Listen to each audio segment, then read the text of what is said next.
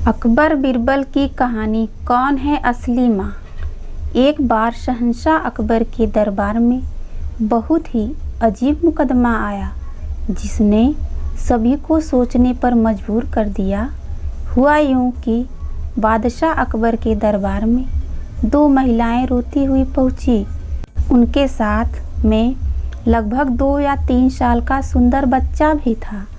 दोनों महिलाएं लगातार रो रही थी और साथ ही दावा कर रही थी कि बच्चा उनका है। अब समस्या ये थी कि दोनों शहर के बाहर रहती थी, जिस कारण उन्हें कोई नहीं जानता था। इसलिए यह बताना मुश्किल था कि उस नन्हे से बच्चे की असली माँ कौन है।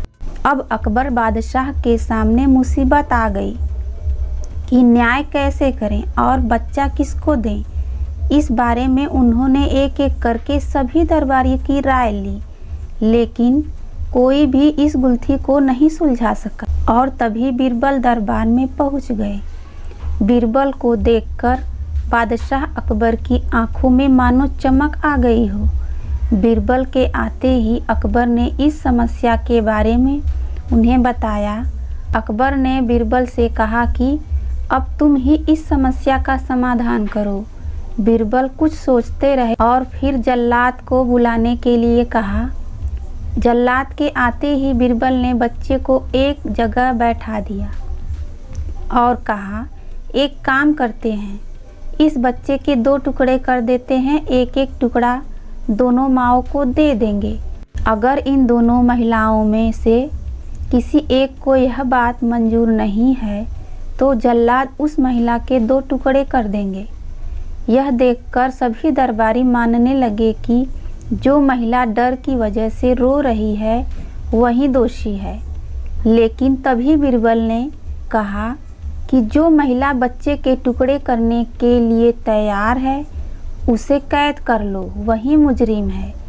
इस बात को सुनकर वह महिला रोने लगी और माफ़ी मांगने लगी, लेकिन बादशाह अकबर ने उसे जेल में डलवा दिया।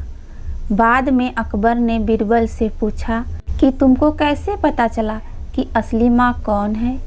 तब बीरबल ने मुस्कुराते हुए कहा, माँ सारी मुसीबतों को अपने सिर पर ले लेती है, लेकिन बच्चे पर आँच भी नहीं आने देती। और यही हुआ।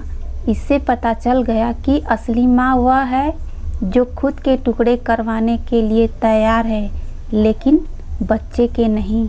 बीरबल की बात सुनकर बादशाह अकबर एक बार फिर बीरबल की बुद्धि के कायल हो गए। धन्यवाद।